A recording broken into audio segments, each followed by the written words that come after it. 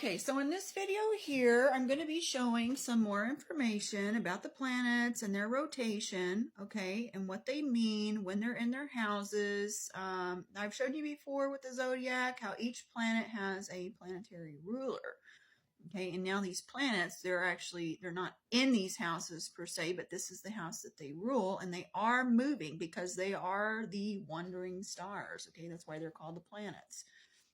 A planet is a new modern word. It means wandering star. Okay, so all the planets are considered to be wandering stars, and then you have your fixed stars. They don't move, and this is the constellations. Okay, they haven't changed. We've got our planets that will enter and move into these constellations, and these are the ones that we track. Okay, because it's a part of our divine algorithm that we have here to follow the planets and the moons. And see how they teach about us and the mint, because it is concerning the firmament. Okay, so let me turn this around and we'll do some math today, because I want to give some information further about how you can calculate your age using divine mathematics on each planet. You can literally see your age on each planet, your count up and your count down. So I've kind of dialed this in for like a, very quick beginner's course on just getting started with your math. And sometimes it's fun to actually see your age on other planets. You're not the same age there that you are here. Okay, and they are counting up and down for you. So let's turn this around and get started. I only have a certain window for this information to go through. Okay, so this is the cycle of the sun for each planet. How long it takes for each planet to create a grand cycle around the sun. Okay. Now Mercury, it takes it 88 days for its cycle.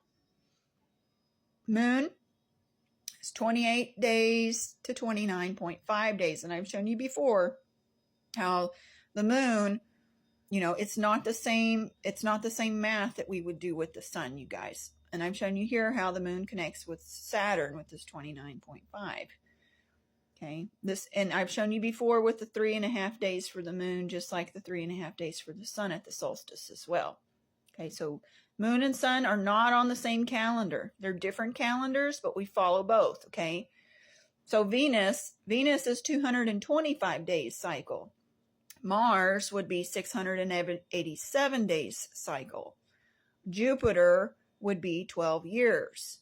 Saturn, 29.5 years cycle. Uranus, 84 years. Neptune, 165 years. And Pluto, 248 years. Okay, now utilizing this and understanding that these planets are actually moving, okay, they're moving in and out of these constellations that are fixed, okay, because these are the spirits of the Lord. They go in and out. We're following them. This is where they're at today. Okay, they're not going to stay here forever because they're on a rotation. This is their rotation that I just gave to you. Okay, so notice Pluto is 248 years. Well, Pluto just recently moved into Aquarius, and it is in Aquarius at 2 degrees. Okay, 2% of the 248 years. Okay, likewise, our sun is 26 degrees in Aquarius, but each house is divided into 30 degrees. So 26 degrees minus 30 minus 26, that's going to give us 4 degrees. So we can see here just by this that we understand that the sun is fixing to have its time filled in Aquarius, and it's going to be entering into Pisces. Okay, and let me write down this math so I can show you when that happens. Okay, so yes, the sun will enter into Pisces on the 20th of this month.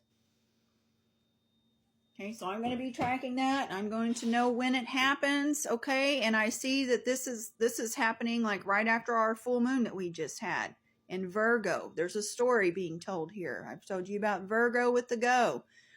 Okay, and we just had a great alignment of planets. Okay? And look at all the planets and how they're spread out in these houses. Okay, so right now Mercury is in Pisces at 0 degrees. Well, this is interesting, isn't it? Venus is in Aries at 6 degrees. Mars, 17 degrees in Cancer. Jupiter is in Gemini, 11 degrees. Saturn in Pisces, 18 degrees. Okay, Uranus. Wait, this is Neptune. Neptune, Pisces, 28 degrees. Okay, Pluto is in Aquarius at 2 degrees. And here's Uranus and Taurus at 23 degrees. Okay, and a lot of people, I've tried to explain this to them and they think I'm crazy because, you know, this isn't reliable. Well, you can go and you can find this on AstroSeek and it'll tell you the current planets, where they're at, okay, and what position they're in using the zodiac. And then you can take your feet outside and go and put them on the ground and look with your eyeballs and get a real good eye on it. Okay, and you're not going to know this if you don't know how to understand the dots in the sky and how they connect and create the zodiac. Okay, it's a grand tapestry that we have to connect the dots to. We were literally taught to do this as children. Okay, we were taught to do this. Why? Well, it's concerning the stars, you guys. Connect the dots and see the images yourself. Okay, and then you can connect the dots with these planets and you can follow the divine mathematics that come along with them to do your math and see where you're at on your countdown and your count up on your astrology with your planets. So over here, I've done some quick information about the terrestrial and the outer planets. Notice the sun isn't in this because you can't calculate your age on the sun. You're immortal. Okay, you're the eternal light, the fire that comes again and again and again. But with each body you get, you can track your mathematics and your countdown and your count up in the sine wave material realm. Okay, so the terrestrial planets, how you would do your math with this is you would take your age, okay, and you would multiply it times 365, okay, and then you get your equation answer here, and then you would divide it by 88. We divide it by 88 because Mercury has an 88-day cycle. Okay, so we took our years and we converted it into days and we divided it by the days. Okay, and we did this over and over and over and over for Mercury, Venus, Earth, and Mars. And let me show you. You could do the same thing with your outer planets. There's more math required in these. Okay, because we have to do math to take our planets from years into days. And over here I have done this for you. Okay, when I've utilized this time to show you regarding my age, I am 35. Okay, on Earth. So let's do Earth first. 35 times 365, that equals 12,775. Okay, and then I take this and I divide it by 365 and I get 35. So wow, I am 35 on Earth according to my time upon the land. Now I would take this time and I would add 9 months because I'm going to count my time in the womb as well. Okay, and you can take your 9 months and you can add it to all these planets if you want to see your beginning time as a zygote, as the father, okay, from beginning. This is my time as a time upon the land when I entered the silver matrix from the bronze. The bronze is the time I'm considering that's inside the womb tomb. Okay, and then I've exited the waters as a man upon the land, and I've started my count here with these. And this is what I'm showing you, and I've told you you could add the 9 months.